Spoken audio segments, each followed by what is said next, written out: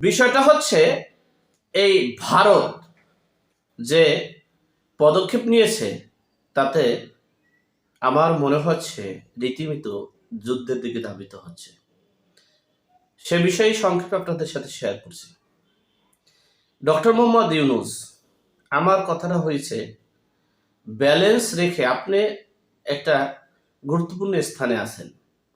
আমরা সাধারণ পাবলিক বা ধরে নিতে পারেন রাজনীতিবিদ, আমরা পক্ষে থাকবো, বিপক্ষে থাকবো, সুবিধায় থাকবো, অসুবিধায় থাকবো, কিন্তু আপনি তো রাষ্ট্রের প্রধান হিসেবে এখন বসে আছেন। সুতরাং সবার আগে কিন্তু রাষ্ট্র, সবার আগে রাষ্ট্রকে, এরপর দলমত, এরপর সবকিছু। কিন্তু আপনি রাষ্ট্রকে বিলীন করে নিজের স্বার্থ, উগ্রবাদিত্ব, মৌলবাদিত্ব, রাজত্ব করলে দেশটা তো একবারে ফিলিস্তিনি হয়ে যাবে, গাজা হয়ে যাবে। আপনি এগুলো কেন করছেন? আপনার এমন কি আছে যে আপনি সেভেন সিস্টার নিয়ে আন্তর্জাতিকভাবে গিয়ে চীনে আপনি মন্তব্য করবেন? আপনার কি দরকার আছে? আজকে ইন্ডিয়া কেন হুমকি দিবে আমাদের? আমরা কি ইন্ডিয়ার সাথে তাবেদারিতে আছি? ইন্ডিয়া কি আমাদের রাষ্ট্রের ভিতরে? তারা হলো অন্য রাষ্ট্র, আমাদের স্বাধীন রাষ্ট্র। তা আমাদের অপকর্মের জন্য, আমাদের রাষ্ট্রপ্রধানদের অপকর্মের জন্য দেশে একটা যুদ্ধ বিগ্রহ হবে, এটা তো আমরা করতে দেব না, মেনে নিতে পারি না। আমি বারবার বলছি, এই ডক্টর মোহাম্মদ ইউনূসকে বলছি, আপনি দয়া করে দেশকে রক্ষা করুন, নিজে পদত্যাগ করে দেশকে রক্ষা করুন। কিন্তু আমি অধমের কথা আপনাদের কাজে লাগে না, গায়ে লাগে না। আপনারা অনেক বুঝেন।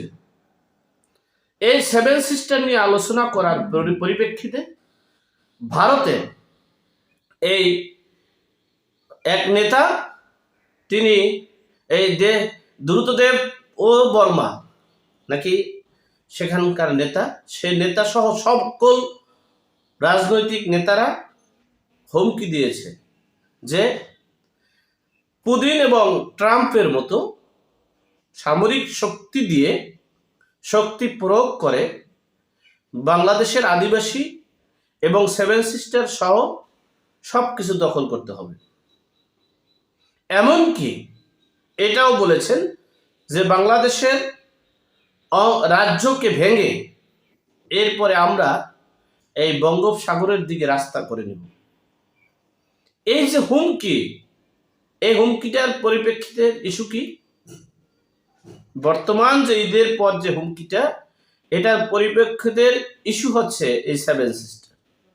কেন আমরা দেশে এত অরাজকতা চলছে, দেশে খেলাফতি রাজত্বের দিকে ধাবিত হচ্ছে, দেশে মৌলবাদিত্ব হচ্ছে, দেশে মব কিলিং হচ্ছে, মব জাস্টিস হচ্ছে, নির্বিচারে হত্যা হচ্ছে, দখলবাজি, লুটপাট, দেশের অভ্যন্তরীণে এত সমস্যায় জর্জরিত আমরা, সেখানে আমরা অন্য দেশের সেভেন সিস্টার আমাদের কি কাজে লাগবে?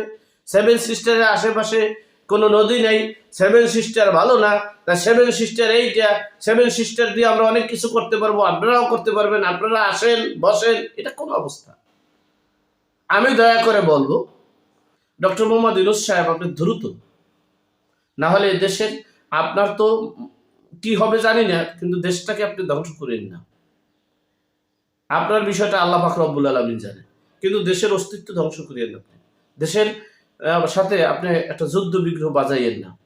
দেশের মানুষ একমাত্র যে কি অবস্থানে আছে, কি চায় আপনি জানেন না। আপনাকে আমার মনে হচ্ছে কথাটা মানে বলতে চাচ্ছিলাম না, আপনাকে মনে হয় ইবলিশের মতো, সেই ইবলিশের মতো আপনাকে করতে পারে যে অবস্থা হচ্ছে। সুতরাং আমি দয়া করে আপনাকে বলছি, আপনি একজন সম্মানী ব্যক্তি, যোগ্য ব্যক্তি, আপনি দয়া করে পদত্যাগ করে রাষ্ট্রকে মুক্ত করুন, রাষ্ট্রের সকল অরাজকতা থেকে মুক্ত করুন, দেশকে রক্ষা করুন, দেশের। আর দেশবাসীকে বলবো, দয়া করে আপনারা দেশকে রক্ষা করার জন্য, দেশের শান্তি শৃঙ্খলা ফিরিয়ে আনার জন্য যে যেখানে আছেন, যা কিছু আছেন, তাই নিয়ে শত্রুর মোকাবেলা করুন। এবারের সংগ্রাম দেশ রক্ষা করার সংগ্রাম, এবারের সংগ্রাম মুক্তিযুদ্ধকে রক্ষা করার সংগ্রাম, এবারের সংগ্রাম 72-এর সংবিধান রক্ষা করার সংগ্রাম, এবারের সংগ্রাম গণতন্ত্র রক্ষা করার সংগ্রাম, এবারের সংগ্রাম আমরা স্বৈর শাসক চাই না, আমরা এই mob killing, mob justice, mob তৌহিদি জনতা চাই না। আমরা একটা সুস্থ ধারার রাজনীতি চাই, আমরা দুর্নীতিমুক্ত বাংলাদেশ, নাগরিক অধিকার চাই, দুর্নীতিমুক্ত বাংলাদেশ চাই, সুস্থ ধারার রাজনীতি চাই। সকলে ভালো থাকবেন, সুস্থ থাকবেন। আসসালামু আলাইকুম।